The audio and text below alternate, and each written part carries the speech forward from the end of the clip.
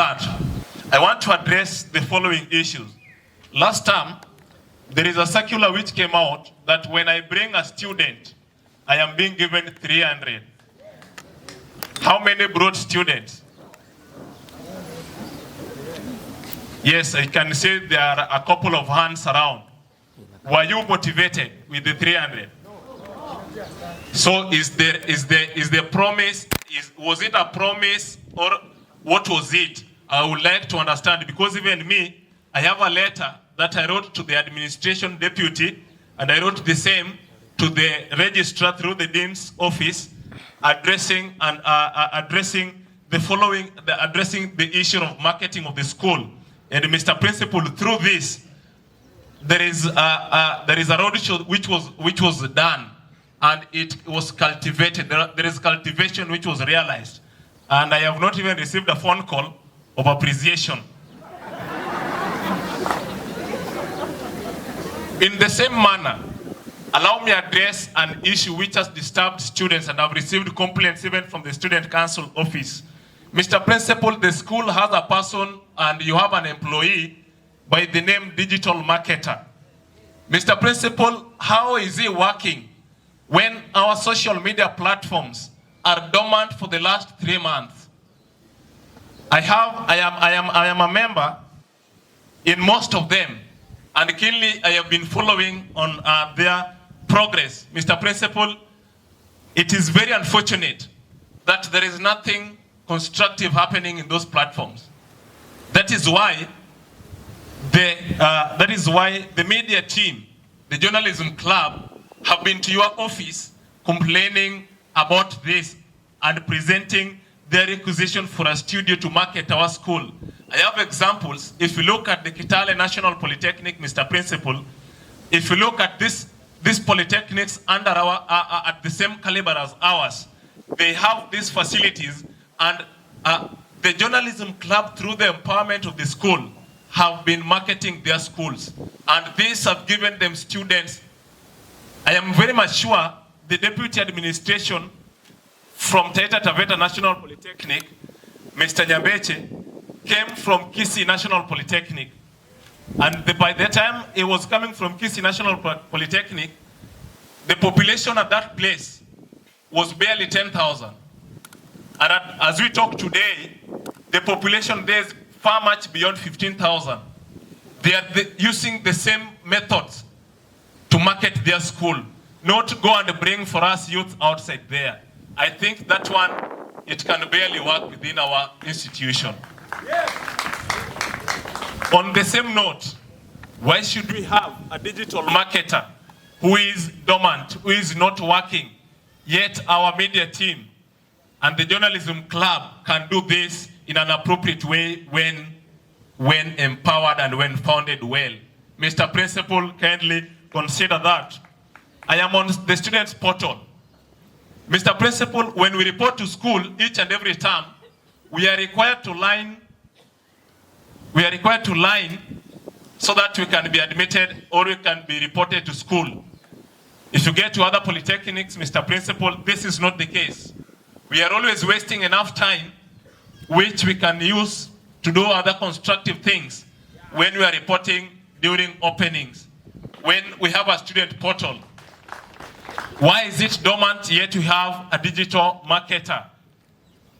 Mr. Principal, in Chapter 6 of the CITSO Constitution Revised 2022 version, I am very much aware that when you joined our fraternity, you were introduced to this constitution. Talks about meetings. And if you look at it, I am sorry, let me present you a copy. If you check that copy in chapter number 6, Mr. Principal talks about meetings. And in the first section of that meetings, talks about special meetings. Section 2 talks about general meetings. Mr. Principal, how is it that your administration delayed to bring this BARAZA until we had a peaceful interaction with the administration? Is it necessary that we have to strike and suspend classes Is it necessary that you have to strike and suspend classes, Mr. Principal, so that you can bring such an interactive session? I am aware that we are here for learning purposes, but interactions is much more important, and these interactions are much more important. How many people knew the principal before he stood here? How many people knew the principal before he addressed us? No one knew him. Why? Mr. Principal, I am sorry to say this and you will pardon me. You joined the school late December. And then up to today, the 13th day of June, is when you are unveiling yourself to the student fraternity. Are you fair to our fraternity? We doesn't know who the principal is since January. Because I know the team which knows you well, maybe it's the May team, the team which joined at May. This one calls our attention. Are you interested in our activities? If just coming to unveil yourself to the student fraternity became a hell, then what about our student affairs? Are they well protected under your leadership? Mr. Principal, I am attacking constitution amendments. As a person who likes things to go with law, and as a person who likes things to go with the constitution, I have talked with the minister in charge of constitutional affairs, and the report he is giving me in an affidavit stated, there is an affidavit stated SC2. If you check SC2, Mr. Principal,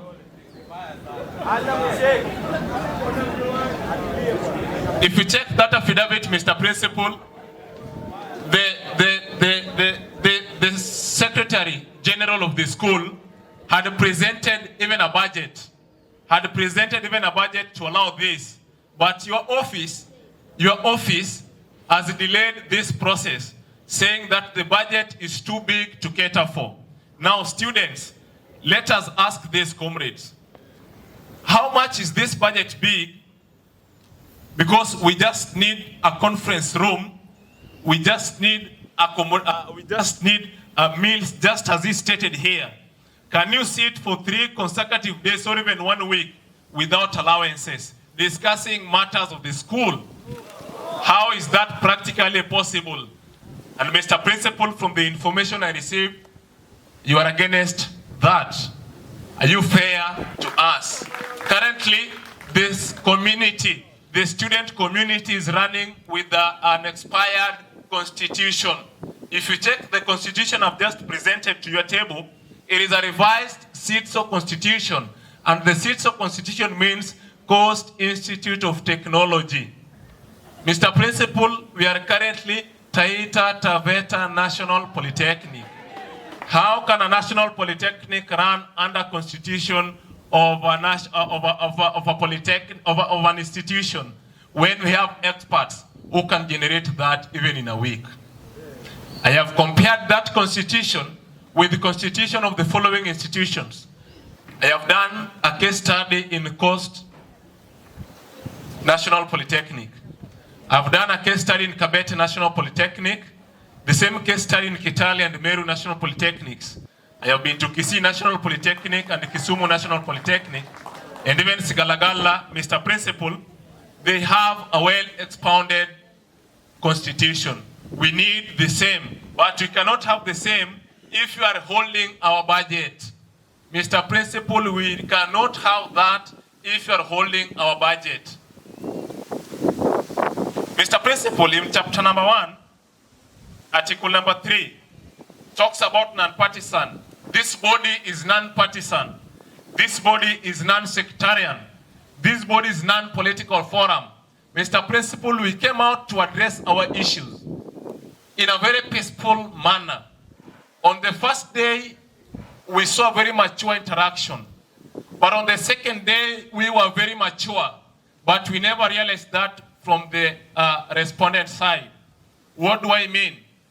Along the tourism department, when we were peacefully walking around the school, showing our interest.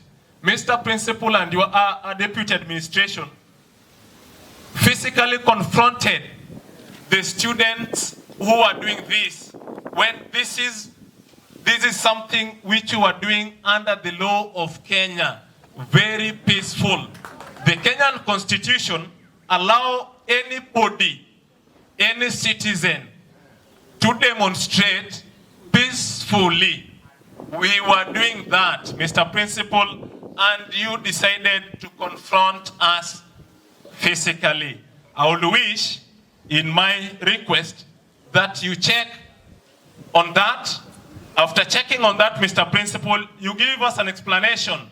And after giving us an explanation, I would request humbly that we apologize to one another. Mr. Principal, allow me make the following statements, even as we move. I am about to finish. But before I finish, you are saying something in your responses. Allow me to react in your responses. One of your responses say that you assigned the deans of students and another officer from the institution's management to approach the county government for field renovation. Did you hear that, friends? Yes. Now, if you can approach the county government to repair and to do that in the field, what about classrooms? What about school bus? If you can do that, what about public address? Have you tried on those sections? One thing that we are here is to gain academic knowledge. We are here to train so that we be future leaders, just the way you mentioned. But Mr. Principal, as a civil servant in a civil institution, you are entitled to lead by example. If you are saying this, how sure are we that you will advocate for our institution nationally? How sure are we that you will advocate for our institution nationally? But what worries me, I've been talking here for several hours and there is no noting of points. We will check on that. I'm sorry to mention that. You will forgive me. Mr. Principal, allow me to question this again. That it's okay, let us move on, friends.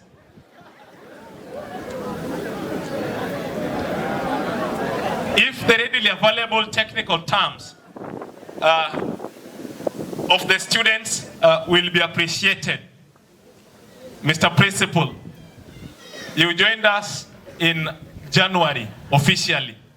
But up to this moment, Mr. Principal, I am aware that you have not been to State House. Let me explain this because I am much sure in our affidavit this is not there.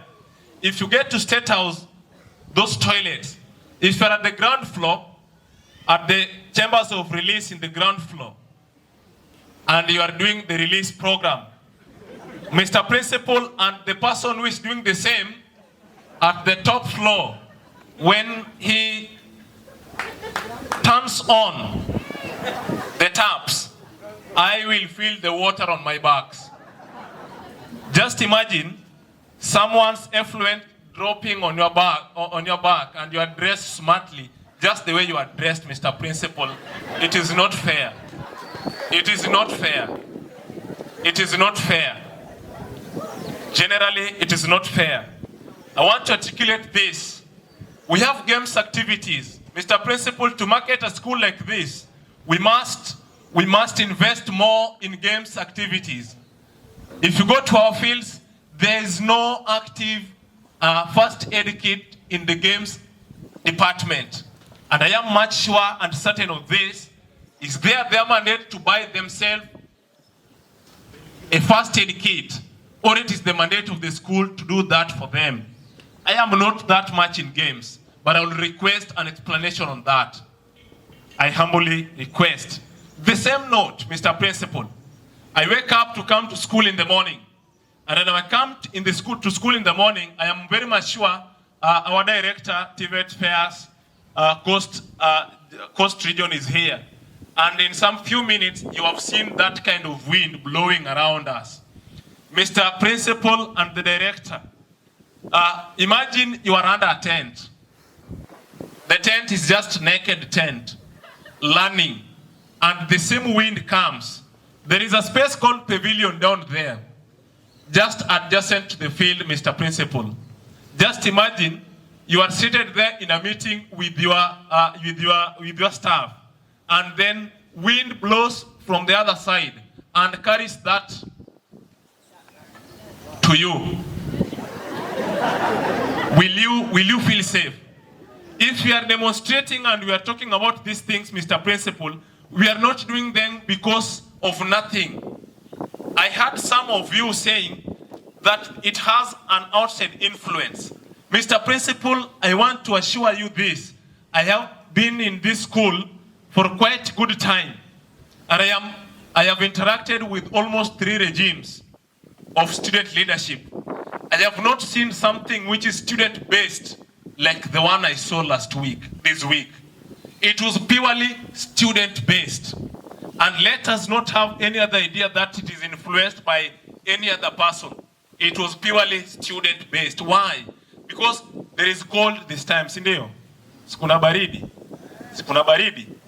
With that cold, Mr. Principal, you wake up in the morning, you come to sit under a tree adjacent to the gate. When you come to school, you get to the gate, on your right side, there are shades there. Imagine seated under those trees in the morning at 8 with this cold. We have asthmatic students here. How do they feel? Now, we are being told to bring students to join. As we are bringing students to join, Mr. Principal, are they going to learn? Where are they going to carry out their learning activities? That thing wonders me a lot, because before I give birth to children, you call us your children. Before I give offsprings, I must be ready of where they are going to sleep. I must be ready of where they are going, what they are going to wear, and what they are going to eat. Mr. Principal, we are bringing students, and you articulated this by saying that we are in a modularized system. They are going and coming. Now, as we are learning one term, that one term I will be here. Should I just enjoy the waves of wind outside in pavilion, or I should be somewhere comfortable gaining knowledge? I think we need to address some things. You get to the library. You've promised us 20 laptops, 20 computers when competition comes. Thank you for that, and may God bless you. I'm a student of the Bible. But Mr. Principal, get to the library. How many computers are fully functioning? How many computers are fully functioning in the library? 2 computers are functioning in the library. I have been there several times. How sure are we? How can you bring new when the then which are there are not working? Is it fair even to those computers? Mr. Principal, get to E16. E16 is ICT department. Affidavit is there. Affidavit written P7. Mr. Principal, if you check at that document, they are clearly stating through their student HOD, I never prepared this alone. I worked hand in hand with student HODs. They have given me that information. There's no internet connection in that room. The computers which are there, not all of them are fully functioning. Some of them are outdated. And we are just riding around saying you are traveling the same boat. How can we train, Mr. Principal, when these computers are not working? I need to go do research in the library. There are books there. But when the computers are not working, how can we operate? And if you're not keen, check on the Wi-Fi connection.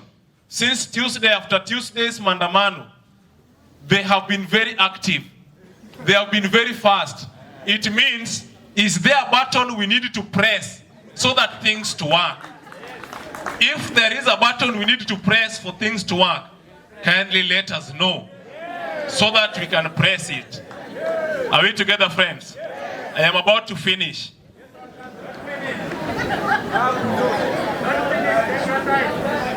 Mr. Principal, I joined here a couple of years ago, and I found something known as Community Day very active.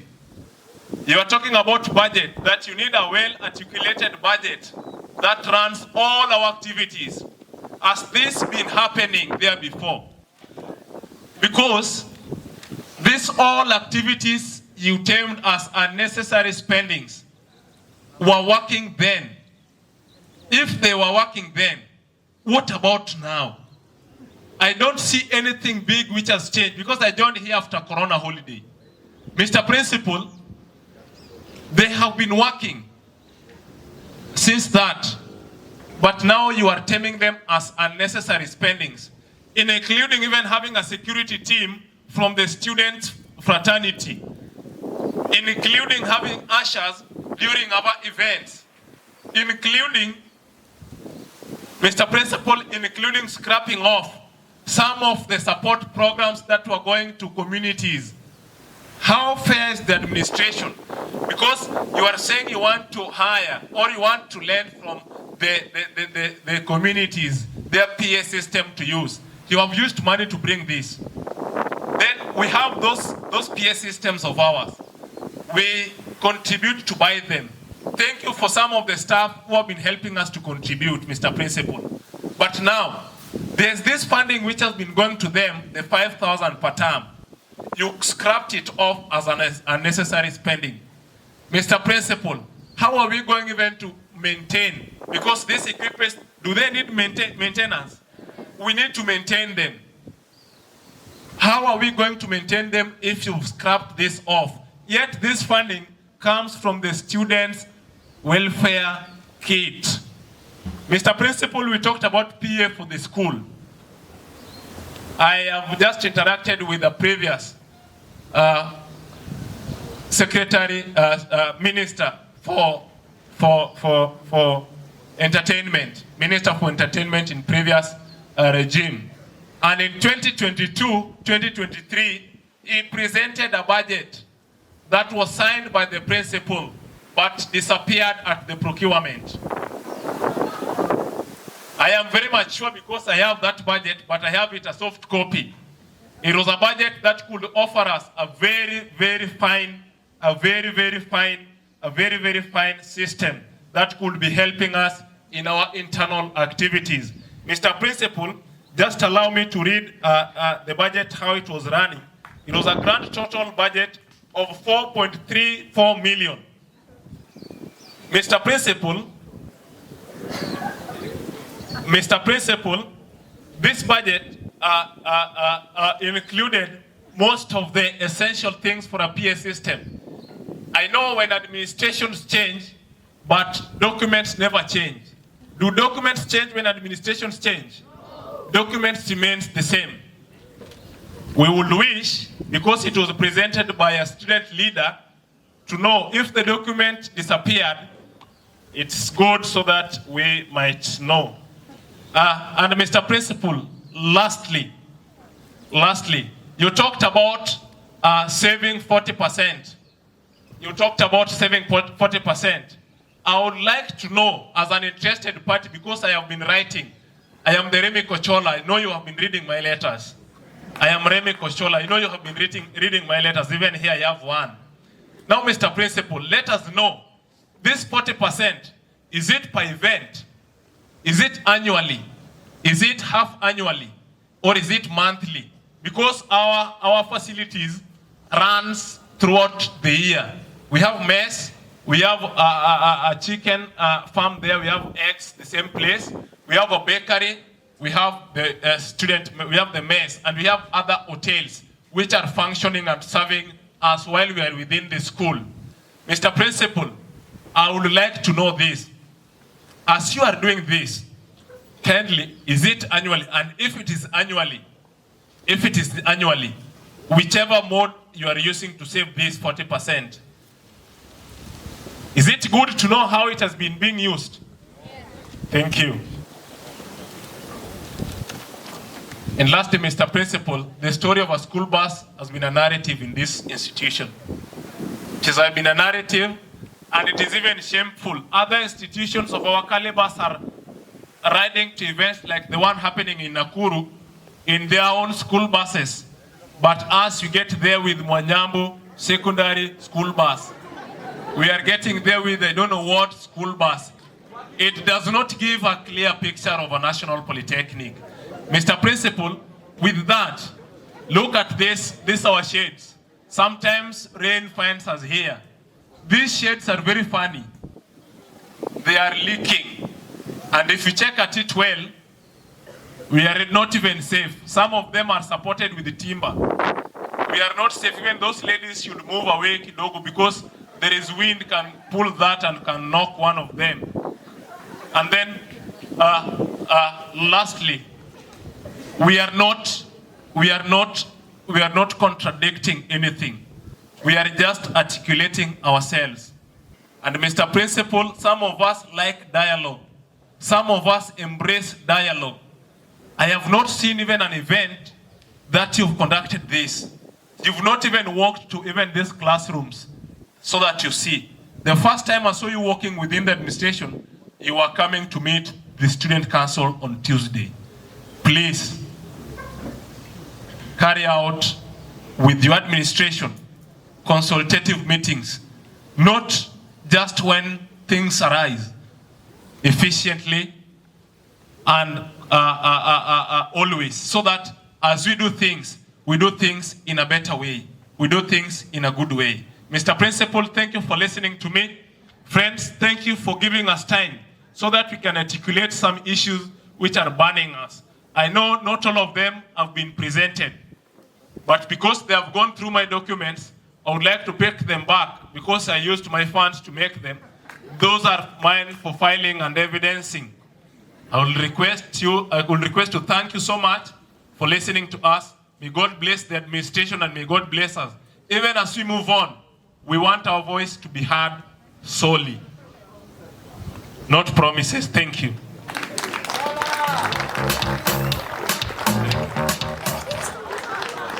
Thank you very much, Remick Ochola.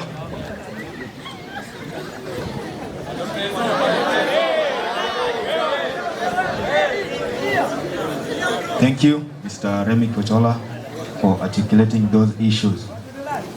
I'm very sure that Mr. Principal, you're going to work on that. And another thing that I want to specify on that specifically